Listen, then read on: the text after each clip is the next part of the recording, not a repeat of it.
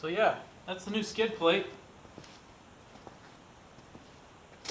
You know what that means? It means we made it up to Thompson Racing Fabrication. Ryan did a fine job of putting this thing together. So welcome back for another edition of the Nissan Sentra SCR Rally Car project here in Dexter's laboratory. Along with the skid plate, I also had Ryan service my coilovers. They were in pretty rough shape. Not sure when the last time they got serviced, but they were full of dirt, and it took a long time to get those cleaned up. I'm glad I had Ryan take care of that. I could have done it myself. Two things though. I don't have a lot of time, and for what took Ryan 6 hours or so would have taken me like 5 days with the amount of time that I have to actually come out here and work.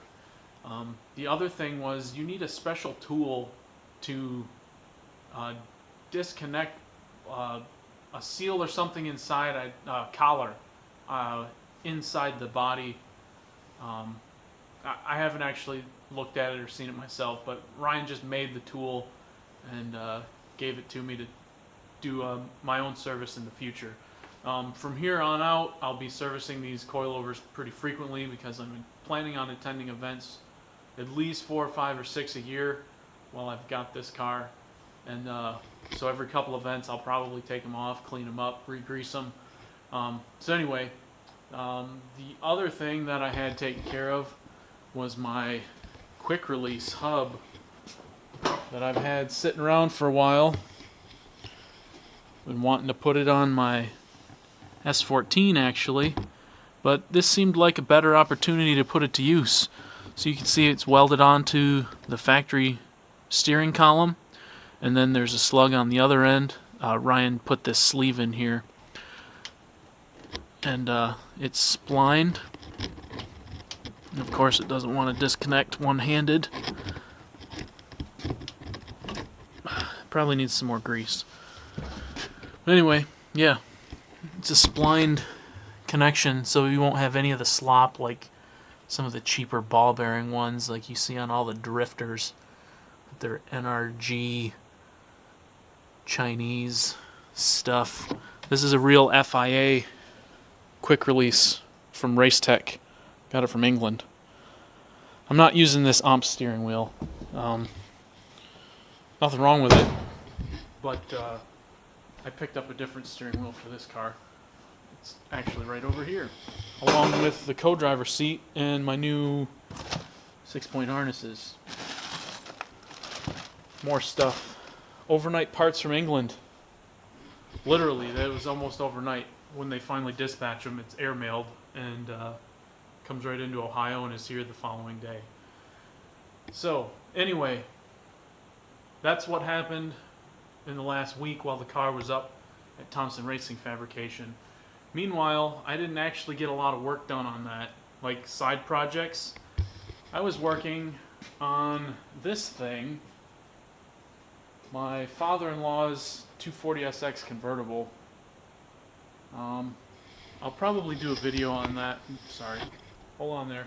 I'll probably do a video on that in the near future, little walk around and stuff, but it's got nothing to do with rally racing, so it's not that important. But it'll make for good content on my channel at a future time. Anyway, still got a lot of work to get done on this thing. So we're going to get right into it. I need to get a plan of attack because I've got like 2 days off before the race.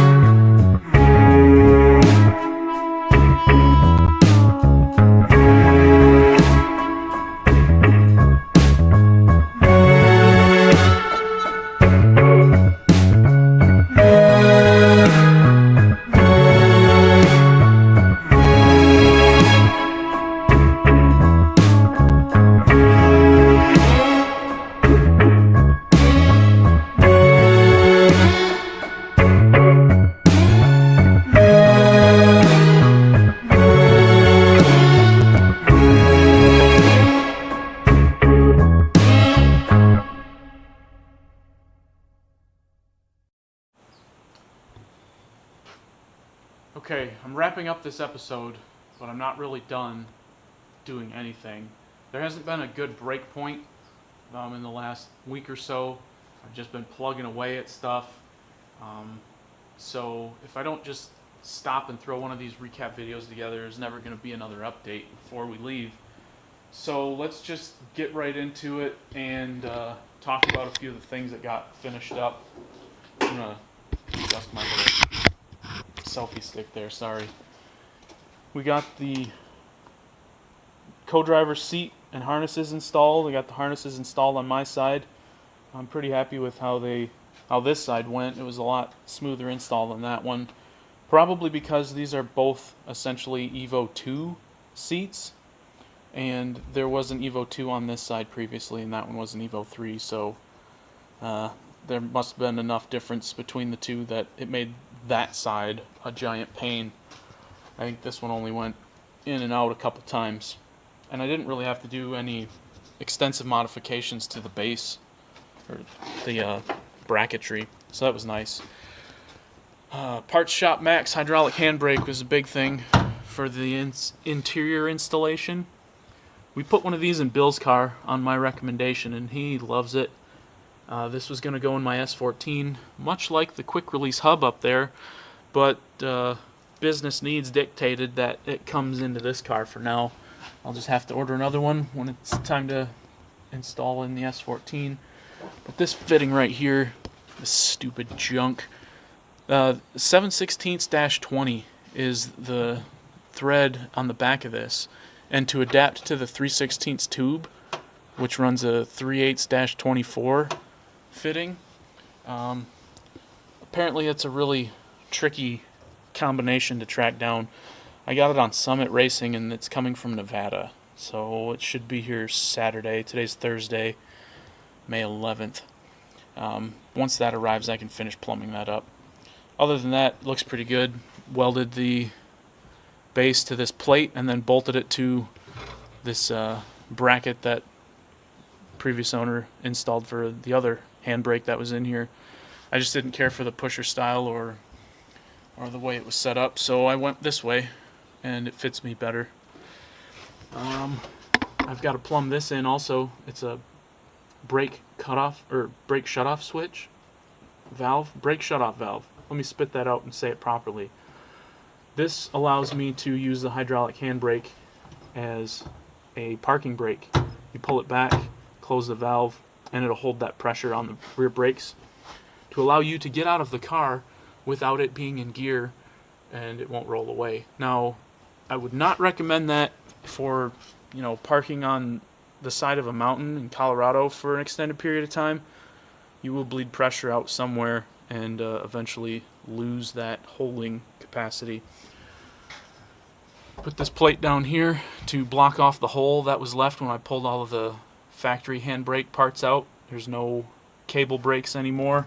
I still need to pull the rear calipers out and finish deleting the hardware on the back and hopefully freeing it up. I think they're a little bound up from being old OEM cable junk. Got the fenders installed. Don't have to pull livery off of those because they were never on the race car, but this one's definitely going to need a little bit of spray paint to make it match. Radiator situation is figured out.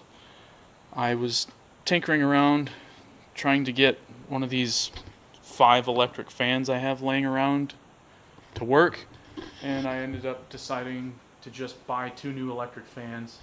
When they get here sometime today, I'm just going to mount them in the front as a pusher style instead of in the back. As you notice, this wideband sensor occupies a lot of valuable real estate back there, and also there will be a big difference in space between the header and the fan motor, with the motor being here instead of right here. I should be able to get the fans to last a lot longer.